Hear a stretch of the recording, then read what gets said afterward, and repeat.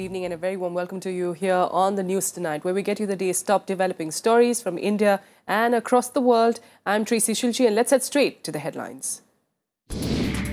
A day after three RSS allied outfits voiced concerns on the land bill to the select panel, Finance Minister Arun Jaitley indicates a joint session of Parliament to pass the crucial bill. Karnataka moves Supreme Court against Tamil Nadu Chief Minister Jayalalitha's acquittal, claims mathematical errors in High Court's calculation of her assets. SIT on black money seeks details of the Enforcement Directorate's probe into alleged FERA violations by former IPL boss Lalit Modi, while voices of dissent against BJP leaders Swaraj and Raje emerge from within. Delhi police arrest the main accused in the Mumbai toxic alcohol tragedy. Maharashtra government orders a probe as the toll mounts to 102. And China blocks India's move in the UN for action against Pakistan over the release of 2611 mastermind Zakir Rahman Lakvi. India takes up the matter at the highest level with Beijing.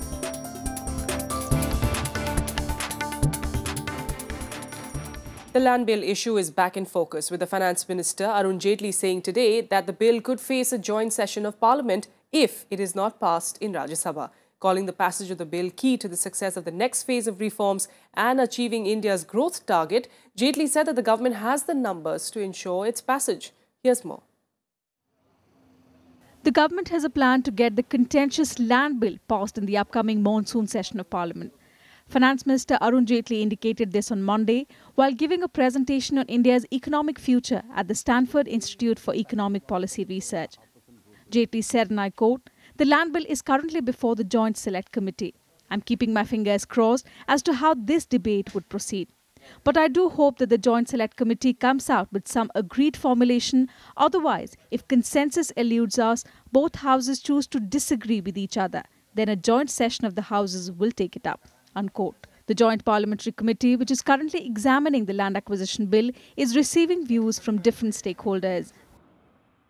ने पहले भी कहा इसको लाने की कोई आवश्यकता नहीं थी। 2013 का कानून सर्वसम्मति से बना था, बीजेपी भी उसमें शामिल थी। अब इससे स्पष्ट होता है कि इनमें राजनीतिक ईमानदारी नहीं है और ये किसान के और गरीब के हित की नहीं सोचते। जहां तक कांग्रेस पार्टी का प्रश्न है, हम इसका मजबूती से विरोध करेंगे। Jaitley's statement comes a day after three RSS affiliates, the BMS, the BKS and the ABVK, told the Joint Parliamentary Committee on the Land Acquisition Bill that they opposed the changes in the 2013 Act enacted by the UPA. इससे साफ जाहिर होता है कि आज Bharatiya Janata party के अंदर से उसकी पॉलिसीज़ को लेकर मुखालफत शुरू हो गई है। अडवाणी जी का इंटरव्यू, उसके बाद आज संजय जोशी जी के पोस्टर्स लगे हुए हैं जिसमें बड़ा ज़बरदस्त उन्होंने सवाल उठाया है सरकार से। मैं समझता हूं कि भारतीय जनता पार्टी के अंदर बगावत के सुर बढ़ते जा रहे हैं। It should give a kind of signal to the government even now, even if they have committed to their circle of crony capitalists. It is time for them to revise their opinion, revise their position, and they should listen to even those voices which are supposed to be close to them.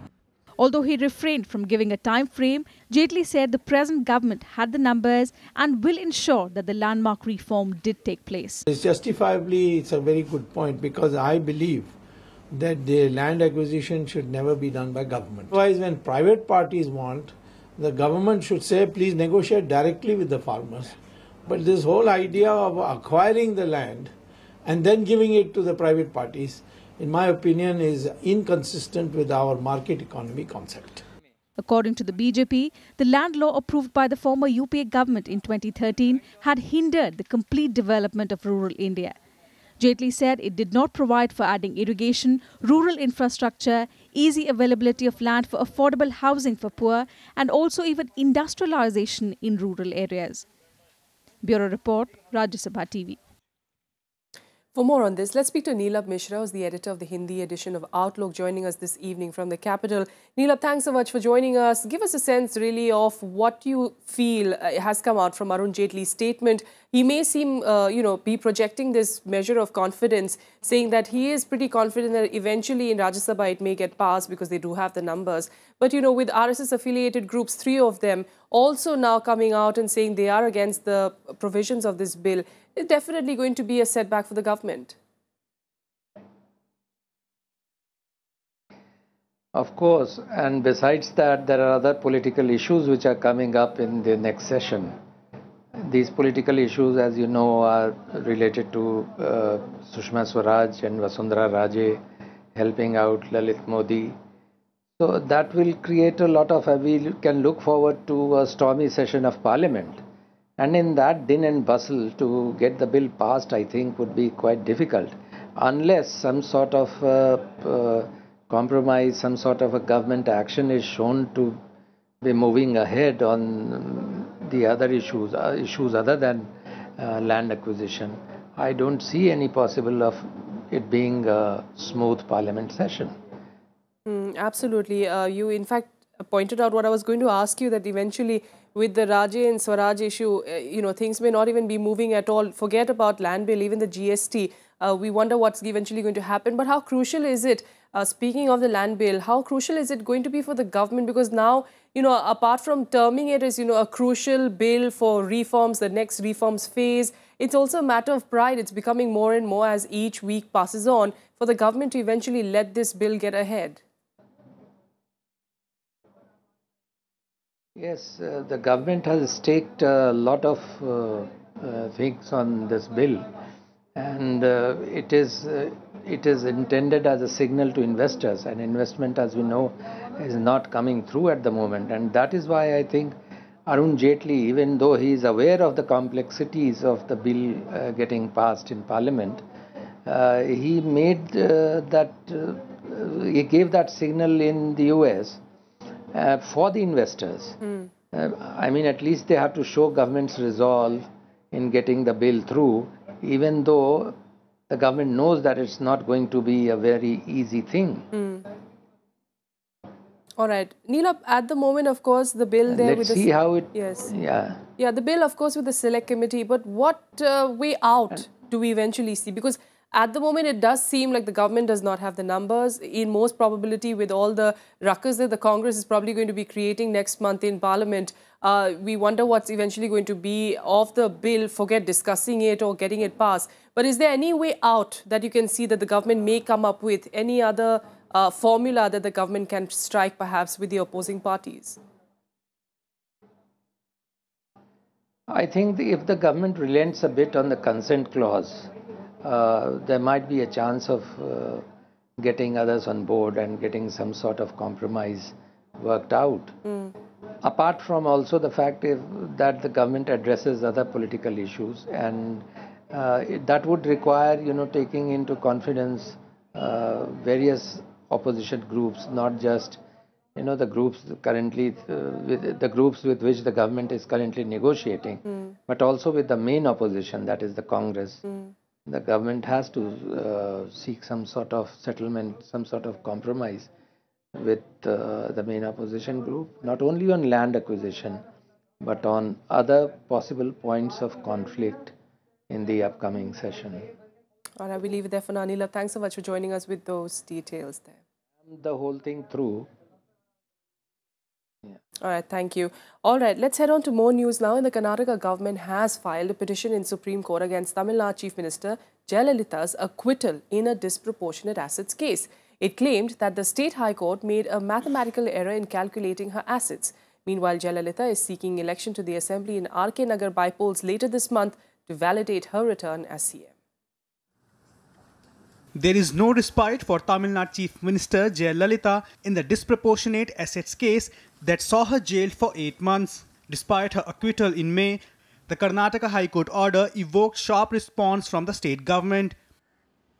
It has now moved Supreme Court, filing a petition claiming that the High Court order made an error while calculating Jayalalitha's assets, leading to her release.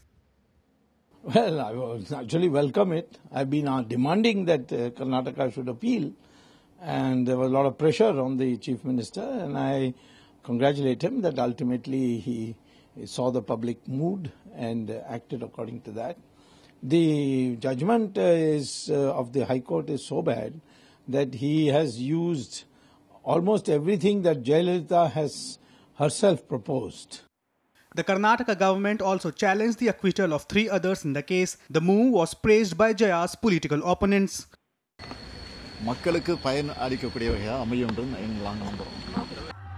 Jayalalitha returned to the post of Chief Minister after her acquittal on 12th of May. She needs to win a seat in the Assembly within 6 months of her return as the Chief Minister. The Karnataka government's move comes at a time when she is busy campaigning for the R.K. Nagar bypoll. She even termed the DA case as a politically motivated move to keep her out. Bureau Report, Rajya Sabha TV. And now the controversy involving former IPL chief Lalit Modi, Rajasthan Chief Minister Vasundhara Raje and Foreign Minister Sushma Swaraj is refusing to die down. While the Congress stepped up its attack against the top BJP leadership, voices of dissent are also emerging from within the ruling party. Meanwhile, the special investigating team probing the black money case has asked the Enforcement Directorate to give details of foreign exchange violation case against Lalit Modi. Upping the ante over the Lalit Modi controversy, the Congress has targeted the Prime Minister for his silence on the issue. Party leader Sachin Pilot said the party will continue to keep up the pressure for Vasundhara Raje's exit from the post of Chief Minister. As the Congress party have on legal, ethical and moral grounds asked for the resignation of the Chief Minister of Rajasthan, we believe that the belated defense of the Chief Minister of Rajasthan is also something that is unacceptable. Meanwhile, BJP MP R.K. Singh struck a discordant note over his party leaders Sushma Swaraj and Vasundhara Raje's extending help to former IPL chief Lalit Modi. बिल्कुल गलत है भाई, किसी भगोड़े से जाकर के मुलाकात करें, वो भी पुलिस कमिश्नर, बिल्कुल गलत है। इंडिविजुअल्स की बात मैं नहीं कर रहा हूँ, जो भी हो, अगर भगोड़ा को मदद करता है कोई भी व्यक्ति तो गलत है, ये कानूनन गलत है, मॉरली भी गलत है। In a related development, the SIT formed to investigate black money asked the Enforcement Directorate to share details of its finding into the FERA violations against Lalit Modi. It is a welcome move, and the SIT has come to rescue of the common man when the BJP government failed completely to fight corruption. And this SIT will be free to place this report before the Honorable Supreme Court. So there is a ray of hope that the guilty will be punished. दुख इस बात का है कि अगर मंत्री ही पहले clean chit देने लगे, सरकार ही पहले क्लीन चिट देने लगी, तो जो इन्वेस्टिगेशन होने वाला है या होने वाला है, उसके ऊपर कहीं ना कहीं प्रभाव पड़ता है.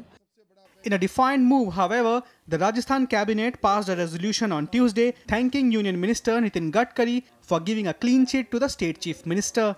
Vishal Dayya's report for Rajya Sabha Television. Meanwhile, Delhi Chief Minister Arvind Kejriwal also sought the PM's action against Sushma Swaraj and Vasundhara Raje over the Lalit Modi controversy. Kejriwal took on the central government and PM Modi over the issue after his own government came under attack by BJP MLAs on the first day of Delhi's Assembly budget session. BJP MLAs attacked the AAP government over the former Law Minister Jitendra Singh Tomar's fake degree case. BJP MLA O.P. Sharma was dragged out of Assembly by marshals twice, while the two remaining BJP MLAs continued with their protest.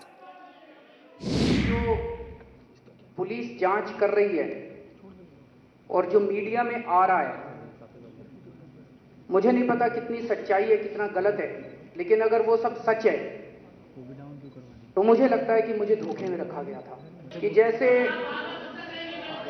मुझे धोखे में रखा गया, ऐसे ही लगता है कि उनके अपने मंत्री भी प्रधानमंत्री जी को धोखे में रख रहे हैं। इसलिए प्रधानमंत्री जी को जिन जिन मंत्रियों के ऊपर आरोप लग रहे हैं, जैसे सुषमा जी हैं, वसुंधरा राजे जी हैं, उन सबको मंत्रिमंडल से हटाकर और उनकी भी सबकी निष्पक्ष जांच करवाई जाए और उन सबके खिलाफ कानूनी कार्रवाई की जाए। इनकी आदत है इनकी, अब ये अगर सही बात बोलोगे तो उठा के बाहर फेंक देंगे। या तो ये परंपराओं को जानते नहीं है या जानबूझकर उनका उल्लंघन करते हैं। हमने जब हमारी जो है बिजनेस एडवाइजरी कमेटी की मीटिंग हुई थी, हमने ये सवाल अपने उठाए थे। हमने उनसे कहा था कि आप तोमर जी का जो आज पूरी दिल्ली के अंदर ज्वलंत मामला है, आप इसके ऊपर बहस कराइए। अब वो किसी भी चीज के लिए कोई ना कोई उल्टी सीधी चीज ढूंढ के हर चीज को वो करते हैं। तो हमारा केवल आज ये कहना था कि इस मंत्रिमंडल का एक सदस्य जो पिछले 15 दिन से जेल में है, जिसकी डिग्रियों को सत्यापित सीएम साहब ने किया, तो उसके लिए सीएम साहब प्रकाश डालें। Meanwhile, China has blocked India's move in the UN for action against Pakistan for the release of 2611 mastermind Zakir Rehman Lakhvi from jail last month. China claimed that India has not provided sufficient information on the matter. Prime Minister Narendra Modi has taken it up with the Chinese leadership. India had approached the United Nations last month against 2611 mastermind Zakir Rehman Lakhvi's release in April after the Islamabad High Court declared his detention illegal. In a letter to the current chair of the United Nations Sanctions Committee, Jim Mackley, India contended the move, terming the release a violation of the UN resolution dealing with designated entities and individuals. The UN Sanctions Committee, which met at India's request, was to seek a clarification from Pakistan on the matter. But China has blocked India's move, seeking UN action against Pakistan, saying India has not provided enough information. Government had taken up the issue of the violation of the 1267 sanctions regime in respect of Zakir Rehman Lakhvi.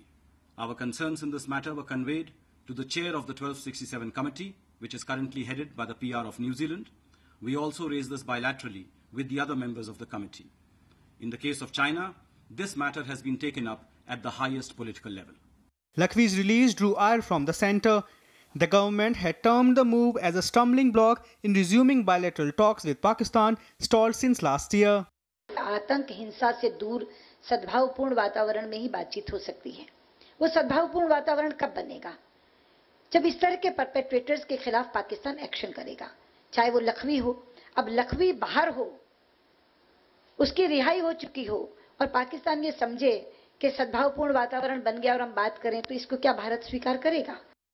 Lakhvi faces trial along with 6 others over the attack in 2008 in Mumbai, in which 166 people were killed.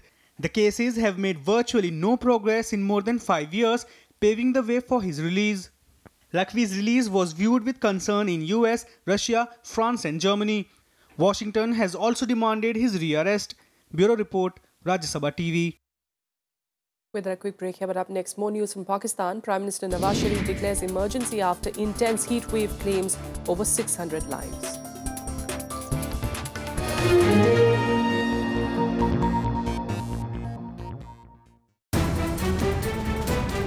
A new government in New Delhi. New faces.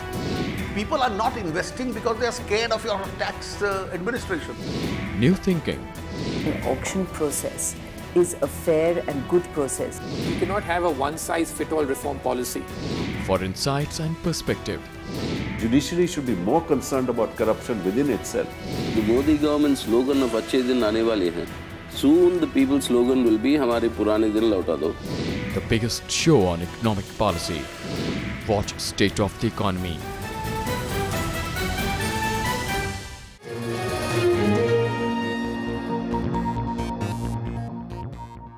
Welcome back. You're watching the news tonight. Now, the main accused in Mumbai's toxic alcohol tragedy was arrested by the Delhi police today. He was held after a joint operation between the Delhi and Mumbai police. The arrest comes on a day when the Maharashtra government ordered a probe into the Hooch tragedy, which would be conducted by Chief Secretary Swadhin Kshatriya. He has been given a deadline of 3 months to submit that report. Meanwhile, the opposition Congress has demanded the resignation of Chief Minister Devendra Fadnavis over the matter. 102 people have died in the tragedy so far, with several still battling for life on ventilator support. The centre is planning to amend the Consumer Protection Act to take stringent action for adulteration in food items. The amendments to the 1986 Act is likely to be brought during the forthcoming monsoon session of Parliament. It is likely to propose punishment of up to life imprisonment if one is found guilty. At a time when there is uproar over food adulteration, the Consumer Affairs Ministry is planning to make amendments in the existing Consumer Protection Act to give it more teeth. Consumer Affairs Minister Ramvilas Paswan has said there is need to change the 1986 Act to protect consumers from adulteration in food items. विदेशी company के खिलाफ में नहीं है। हम चाहते हैं कि देश में विदेशी कंपनी भी आवे, लेकिन एक ही स्टैंडर्ड का चीज़ इंग्लैंड अमेरिका में जो है वो उसका स्टैंडर्ड एक रहे और भारत में उसका स्टैंडर्ड दूसरा आ जाए, ये ठीक नहीं है. Recently, Nestlé's Maggi was banned across the country. Several test results claim the popular product contains excessive levels of lead. However, Paswan has clarified that the government does not intend to act only against foreign companies. Consumer Protection Act है वो 1986 का बना हुआ है और आज उस समय में ई-कॉमर्स वगैरह कोई कॉन्सेप्ट भी नहीं था, तो आज ई-कॉमर्स का कहते हैं हुआ है, तो उसके लिए हम लोग क्या कहते हैं कानून बना रहे हैं। चौथा चीज़ मान लेते हैं कि सपोज कर लीजिए कि अभी जो हमारा कंज्यूमर कोर्ट है वो इंडिविजुअल के लिए है। आप शिकायत करते हैं तो आपको राहत मिलेगा, नहीं शिकायत कीजिएगा तो घर में बैठिए। अब उसको हम लोग क्लास के साथ में जोड़ रहे हैं, ऑथोरिटी बना रहे हैं। Paswan has said that a conference of all state food ministers will be convened next month to discuss the matter. The states have a major say on consumer protection in India. To bring changes to the existing act, the centre needs to have the states on board as well. Shyam Sundar's report for Rajya Sabha Television. With that, let's get you some quick updates now from across the country. The Delhi government has imposed ESMA against resident doctors who are on strike. The action was taken after the doctors refused to end their strike and report to work despite the Delhi government accepting all their 19 demands. Around 2,000 doctors at 20 hospitals in the national capital launched an indefinite strike on Monday, demanding adequate life-saving drugs, security at workplace and timely payment of their salaries. The All India Pre-Medical Test for the year 2015-16 will be reconducted on the 25th of July. The decision comes after the Supreme Court granted more time to CBSE last week to reconduct the test. It has directed CBSE to declare the results by the 17th of August. The test conducted on the 3rd of May was cancelled after reports of paper leak in several states. Normal life was crippled in Latehar district of Jharkhand after a day-long shutdown was called by Naxals protesting against an encounter by security forces. The Naxals alleged that police killed members of their group in a fake encounter. Meanwhile, the group of armed Naxals torched 8 tractors in Vaishali district in neighbouring Bihar to enforce a 2-day shutdown in the state beginning today. Sister Nirmala, who headed the Missionaries of Charity after the death of Mother Teresa, died today. West Bengal Chief Minister Mamata Banerjee was among hundreds to pay tribute to her at the Missionaries of Charity. In 1997, 6 months before Mother Teresa's death, Nirmala Joshi was selected Superior General of the Missionaries of Charity.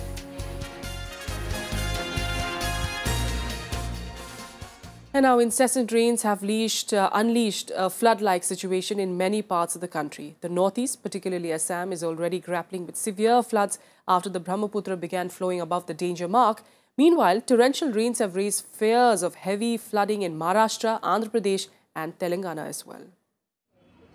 A flood threat is looming over western and southern India. Non-stop torrential downpour has caused massive waterlogging in many parts of Maharashtra. Normal life has been disrupted since Friday, causing massive inconvenience to commuters.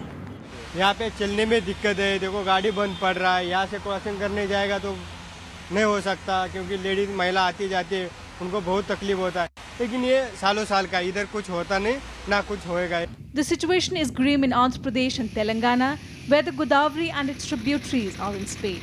Nearly a dozen villages along the river banks are inundated. The rains also wreaked havoc in Odisha, cutting off communication links in several villages in Malkangiri district. Over 20,000 people are reported to be affected. On an average, in the last 2 days, we have received 17 to 18 centimeters per day of rainfall, and water level in many rivers has increased. Wherever necessary, we have opened temporary shelters. Assam remains the worst affected, with as many as 70 villages affected by floods. More than 27,000 people are displaced and nearly 1,600 hectares of crop area is completely submerged. Bureau Report, Rajya Sabha TV. Across the border though, an intense heat wave in Pakistan's southern Sindh province killed over 600 people in the country's worst heat stroke in more than a decade. With bodies continuing to flood major hospitals, the country is facing an unprecedented situation. Here's a report. A rare heat wave has gripped Pakistan since the advent of Ramzan last Friday. Temperatures soaring up to 45 degrees Celsius have killed hundreds of people, mostly the elderly, homeless and daily wage laborers. गर्मी इतनी हो रही है, बेतहाशा बर्दाश्त नहीं है, बड़े बुजुर्ग हैं, बड़े एज के लोग हैं. अब क्या होगा ये तो हुकूमत को भी नहीं सोच रही ना. A major power breakdown in many parts of Karachi led to shortage of water supply, adding to the problems of the suffering Pakistanis. Hundreds are being treated for heat-related ailments like fever, dehydration and low blood pressure, while dead bodies are piling up in major hospitals. बहुत गर्मी है, कारोबार करने का दिल नहीं कर रहा है, घर पे जाके बैठने का दिल कर रहा है, घर पे जाते तो लाइट नहीं होती है, बिजली की भी लोड शेडिंग चल रही है. The scorching heat was earlier expected to continue further, but sudden heavy rains and cool winds broke the spell in many parts. Pakistan Meteorological Department's prediction of rainfall for the next 24 hours has brought temperatures down. अभी भी चूँकि एक monsoon का सिलसिला पाकिस्तान के नज़दीक पहुंच चुका है और अगले 24 घंटों में हवा में नमी का तनासब पंजाब और सिंध में काफ़ी हद तक बढ़ जाएगा, जिसके वजह से अगर 24 घंटों के बाद एक बारिश का सिलसिला होने का इम्कान है. The Pakistani government has imposed emergency at all hospitals and has increased stocks of medical supplies. Meanwhile, the Pakistani Army and paramilitary rangers have set up special centers to treat heat stroke victims. Bureau Report, Rajya Sabha TV. And now for some more international news, let's get you Global Buzz. Iran's parliament today passed a bill obliging the government to safeguard the country's nuclear rights and achievements, despite talks with global powers on curbing its program remain inconclusive. The vote came as hard bargaining over a final deal due by end of this month. Britain and France have reiterated that comprehensive inspections of Iran's nuclear facilities are essential compliance measures. South Korea's health ministry had reported 3 new cases of MERS in the country, taking the toll to 175. Authorities said they are set to ban people who are being quarantined at home from boarding airlines from today. Close to 3,000 people are in quarantine in South Korea, either at home or at health facilities.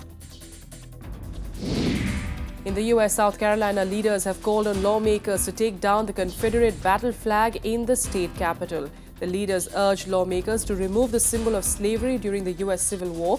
The move comes days after the shooting in Charleston Church that left at least 9 people dead. 2 hostages kidnapped by Al-Qaeda militants in North Mali have asked their government to help secure their release in a video. The Swedish and South African hostages were kidnapped over 3 years ago. The 19-minute video shows a stamp of the Al-Andalus, which claims to be the media arm of Al-Qaeda in North Africa. And now changing tracks, let's get you some of the sporting action in Sports Beat. New Zealand defeated India 5-0 in the Hockey World Cup semi-final Pool B match at Antwerp today. Gemma Flynn and Kirsten Pierce scored 2 goals each and helped New Zealand get an unassailable lead in the early minutes of the game. This was India's 2nd defeat in a row after the team lost the opener against Belgium 0-1 on Saturday. The 3rd and final ODI between India and Bangladesh will be played in Mirpur tomorrow. India has already lost the series 0-2 by losing the first 2 encounters. Dhoni's men will look to salvage some pride and prevent the hosts from registering a rare clean sweep. India's shot putter Inderjeet Singh and half-miler Jinson Johnson bagged a gold each at the Asian Athletics Grand Prix Series in Bangkok. Inderjeet's throw of 19.83 meters helped him top the list, while Johnson took 1 minute and 48 seconds to finish first in the men's 800-meter final. India have won 8 medals so far, including 2 gold, 1 silver and 5 bronze medals.